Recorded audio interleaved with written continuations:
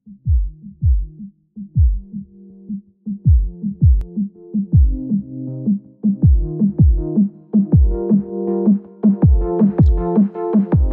what's up guys? This is Ghost from Ghost Network, and today I'm doing a commentary on why I do not like War Thunder Arcade Mode. The gameplay that you're going to be seeing is me playing arcade, so maybe I can spot out some of the things I don't like and just showing you some epicness, so make sure you watch that. The ending part is amazing, so stay tuned for that part. So, the first reason I do not like arcade mode, and I'm sure a lot of people also agree with me on this, is you do not make enough money. Now, you do in the beginning stages of the game. Like, I average around 10 to 20,000 a game in credits, and that's not enough for me, as I'm at the level where you need to start saving up for jets or tier 4 planes, and those both cost a lot. But at earlier tiers, it will be able to suffice you. I say once you get around mid tier 3 to like the final tier 3 planes, you should start thinking about playing more realistic quite often. As I prefer realistic over arcade mode. It makes you a lot more credits. Now, research points on the other hand, you do make more research points in arcade mode. So if you are trying to unlock a new plane or unlock new parts to a plane, I recommend you play arcade mode for that. And that only. Credits are just, it's not where the money's made. I personally think, at least. Now, I'll give you an example of why this is. I've played this one game where I got 6 kills in arcade. I made 20,000 credits. And then I got 6 kills in a realistic game. And you know how much I got in that realistic game? 100,000 credits. So, if that doesn't make you, like, think about how much better realistic is, I don't know what will. But Simulator is even better. I don't really play Simulator that often, but if you were to get 6 kills, you would be making bank.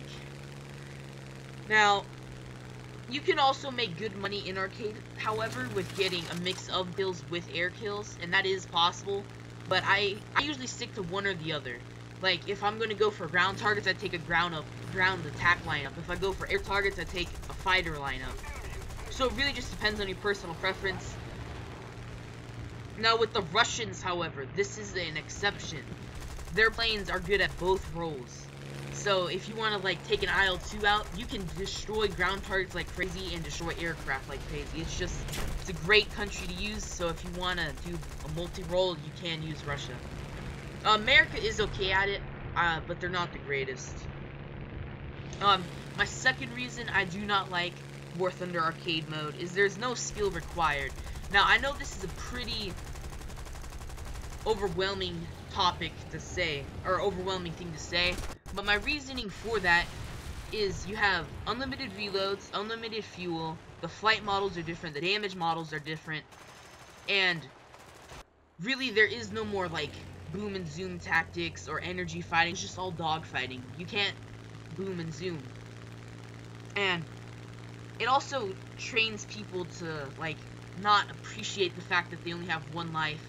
See, I myself, whenever I play arcade, I always treat it like that's my one plane. That way I do my best with that plane, and each time I keep doing amazing in each plane.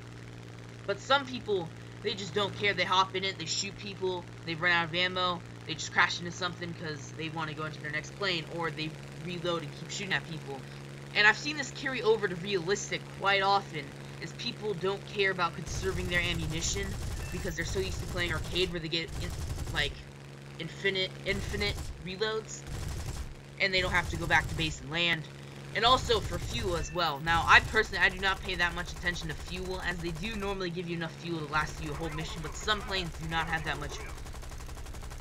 Now, the flight model, I'm sure many of you have noticed the difference, but in arcade mode, it feels like you're flying a cardboard plane. That is amazing. While in realistic, the plane feels more heavy, you could say. Like, it feels more realistic how the wind actually affects your plane, the drag that your plane gives off. But in arcade, it really just feels like you're flying a UFO in a way.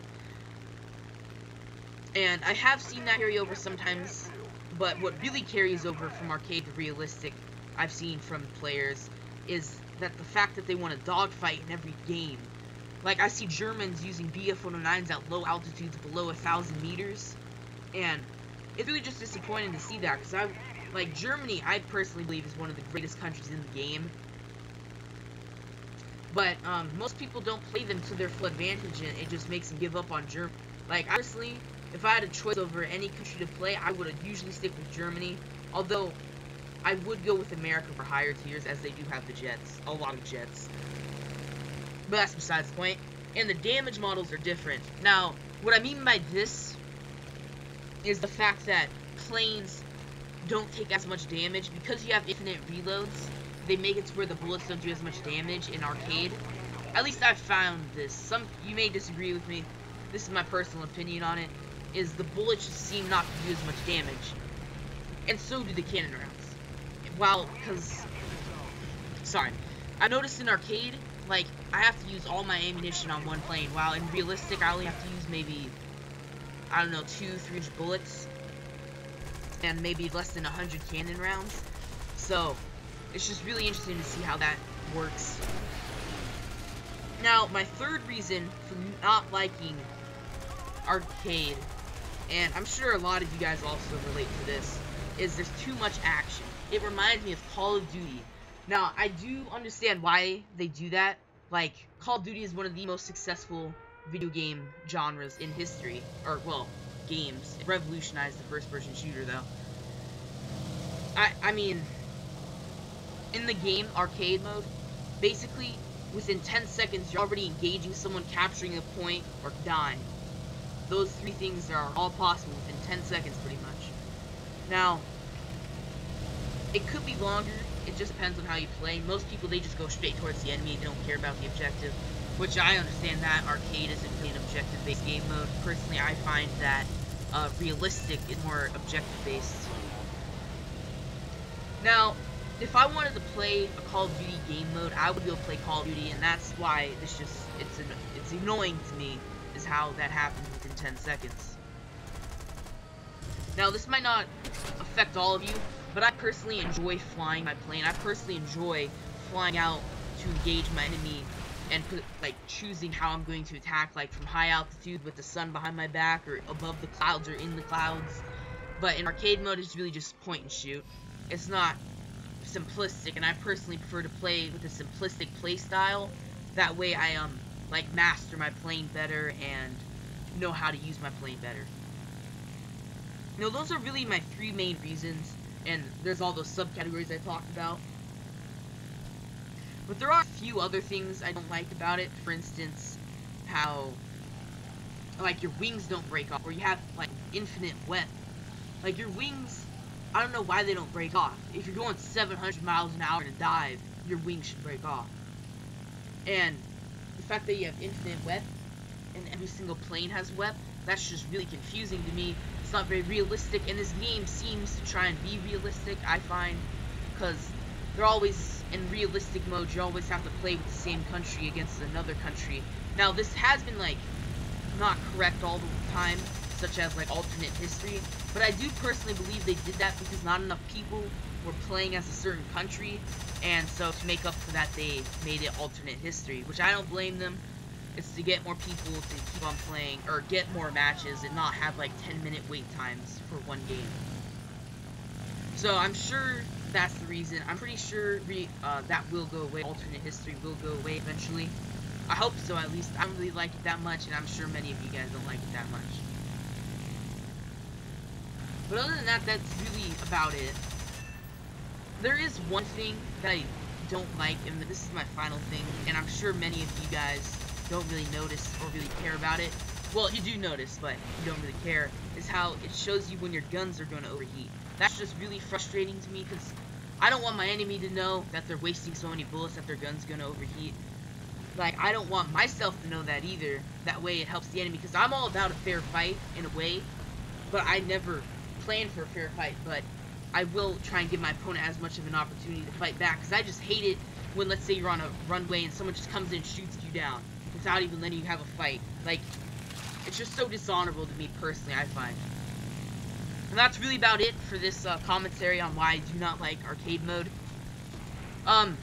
For later this week, I do have a P47 video I'm going to be uploading, so stay tuned for that. And if you guys didn't notice, I paid for mirrorless action. Finally, I got rid of the watermark at the top of the screen. Hope you guys enjoy that fact. I got rid of it. I sure did. It cost me 30 bucks though.